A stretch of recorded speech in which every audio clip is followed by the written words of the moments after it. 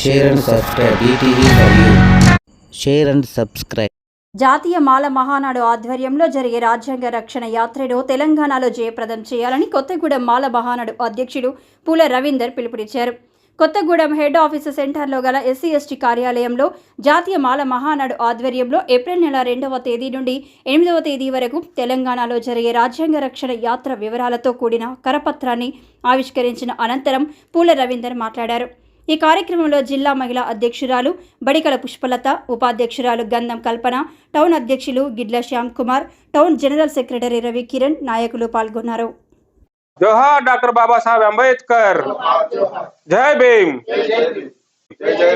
జై భీమ్, జై భీమ్. దళితుల ఐక్యత, దళితుల ఐక్యత, దళిత జై భీమ్. ఈరోజు భద్రాద్రి కొత్తగూడెం జిల్లా కొత్తగూడెంలో ఉన్నటువంటి హెడ్ ఆఫీస్ ఎదురుగా SC/ST ఆఫీస్ నందు జాతీయ మాల మహానాడు రాజ్యాంగ రక్షణ యాత్ర కరపత్రం ఆవిష్కరించడం జరిగింది.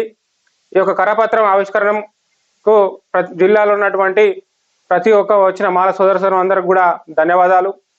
మరి ఈ యొక్క రాజ్యాంగ రక్షణ యాత్ర ఏప్రిల్ 4వ తారీఖు మన భద్రాద్రి కొత్తగూడెం జిల్లాకు చేరుకుంటుంది. యాక్చువల్గా ఏప్రిల్ 2వ తారీఖున అలంపూర్ నుంచి రాజ్యాంగ రక్షణ యాత్ర ప్రారంభించబడుతుంది. ఈ యొక్క రాజ్యాంగ రక్షణ యాత్ర జాతీయ అధ్యక్షులు అద్దంకి దయాకర్ గారి సూచనల మేరకు రాష్ట్ర అధ్యక్షులు పిల్లి సుధాకర్ గారు మరియు రాష్ట్ర కమిటీ అంతా కలిపి రాజ్యాంగ రక్షణ యాత్ర చేయడం జరుగుతుంది.